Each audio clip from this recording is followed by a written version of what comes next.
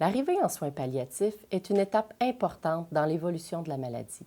Elle provoque inévitablement des bouleversements, autant chez la personne malade que chez son aidant naturel. Mon rôle, comme travailleuse sociale en CLSC, est de vous aider à identifier vos besoins, de vous accompagner et d'orienter vos prises de décision, de vous informer sur les ressources et les services disponibles, de répondre à vos questionnements et bien sûr de vous apporter du soutien face à la fin de vie de votre proche et des sentiments que vous pourriez ressentir. Monsieur Célestino, quand vous avez appris que votre conjointe était en soins palliatifs, vous avez dû vivre une gamme d'émotions. Pouvez-vous nous en parler un peu?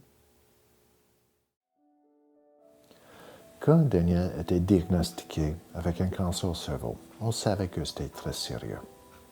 Mais on avait toujours gardé un esprit positif avec plein d'espoir.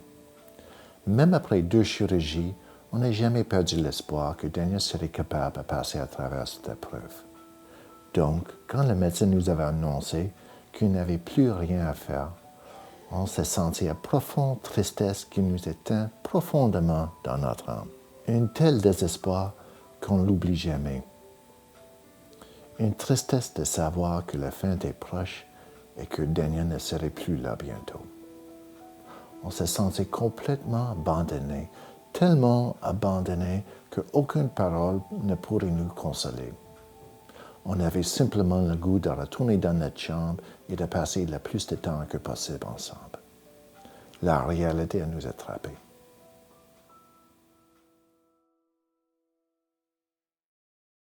Souvent, une période de déséquilibre peut être vécue.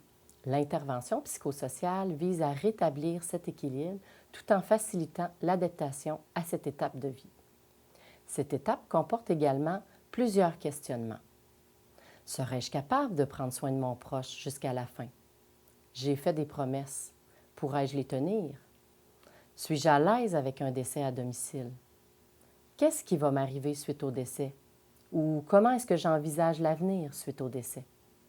Comment aborder certains sujets comme la mort, les désirs de fin de vie?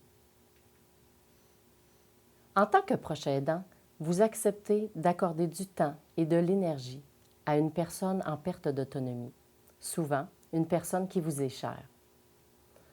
Certains aidants tendent à repousser les limites, ce qui peut les mener à un épuisement, autant émotionnel que physique.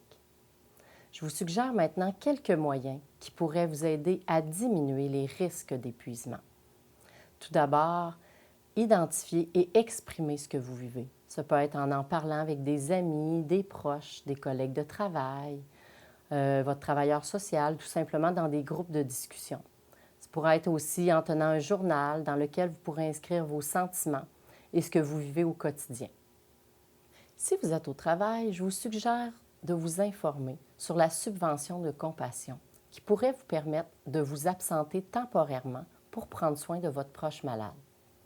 Aussi, il sera important de prendre des pauses en faisant des activités physiques ou mentales. Ça peut être des loisirs, de la lecture, de la méditation. Il va également être important d'identifier des personnes dans votre entourage qui pourront vous aider, que ce soit des amis, de la fratrie ou d'autres de vos proches. Leur donner des tâches pourra vous permettre d'avoir des périodes de répit, mais aussi leur donnera l'occasion d'avoir des moments d'intimité avec leurs proches malades. Des ressources financières, communautaires, de soutien à la famille et de répit sont également disponibles. Informez-vous auprès de votre intervenant social pour connaître lesquels existent dans votre région. D'autres moyens pour diminuer les risques d'épuisement pourront également être identifiés. Vous pourrez en discuter avec votre travailleur social qui pourra vous aider à le faire. Suite aux discussions que vous avez eues avec votre proche, vous avez possiblement décidé d'opter pour un décès à domicile. Cette option est possible, mais ce, à certaines conditions. Avoir une équipe médicale qui assure un suivi à domicile, accepter l'aide du CLSC et de vos proches, des proches à l'aise avec des soins de fin de vie, par exemple des injections, des proches à l'aise avec un décès à domicile, et plus d'une personne pour assurer une surveillance 24 heures sur 24. La décision d'opter pour un décès à domicile requiert plusieurs questionnements, autant de votre part que de celle de votre proche malade. Advenant le cas où un décès à domicile serait difficile ou impossible à envisager, il faudra élaborer un plan B. Des lits communautaires de fin de vie ou des lits palliatifs à l'hôpital sont disponibles pour les gens dont le décès à domicile s'avère impossible. Voici un aperçu de ce à quoi peut ressembler un lit communautaire de fin de vie.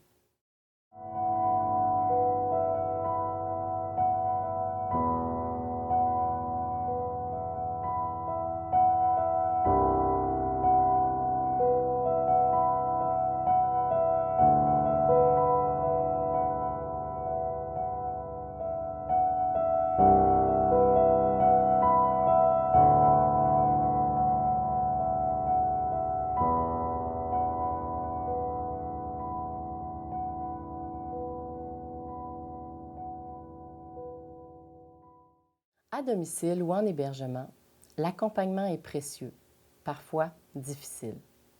Se préparer à l'inévitable, être informé des étapes de fin de vie et prendre soin de soi sont des éléments clés qui vous permettront, comme aidant naturel, de poursuivre votre accompagnement auprès de votre proche en fin de vie, tout en préservant votre santé physique et psychologique.